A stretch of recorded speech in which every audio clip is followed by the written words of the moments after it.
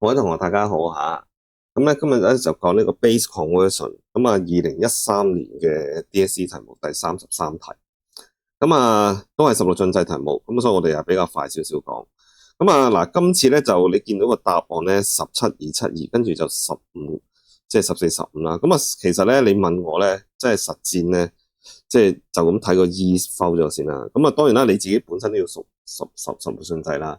咁啊 E 係幾多咧？E 係14嚟嘅應該。咁啊冇信心咧唔緊要，去翻 Mode 3得唔得？咁啊首先撳個 E 啦，撳翻 HEX 先。OK，咁啊撳個 E，E 喺邊度啊？呢個 OK，即係我哋而家睇緊呢一個 OK。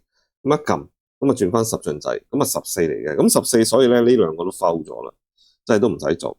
好啦，咁啊剩翻係咩咧？嗱，剩翻咧係5位6位，其實咧已經走得㗎，連計數機都唔使撳。點解咧？呢個0位、1位、2位、3位、4位，咁呢個係5位嚟噶嘛？5位咁咪即係答案咪 A 咯，明唔明白啊？咁啊即係真係就係咁簡單嘅啫。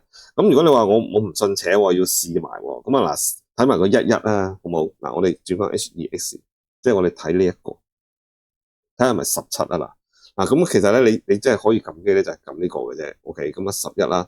OK，16進制啊嘛，嗱16進制時候嘅11 execute 轉翻做 DEC，原來真係17嚟嘅，咁啊所以咧，即係呢一個咧都係啱嘅，得唔得？咁啊 A 啊唔使講啦，就梗係 refer to 10啦，咁啊又可以自己試，咁我哋唔試啦，大家即係有時間咧就可以再慢慢，咁即係我只係話俾你知咧，做呢啲數咧，其實有時即係一步咧幾秒鐘咧做完㗎啦已經嚇，咁啊就係咁簡單，咁啊呢條咧即係講真，你問我咧 level 1添嘅，真係。咁啊，skill 都係 cal 機啦，咁啊，built-in function yes 啦，係咪？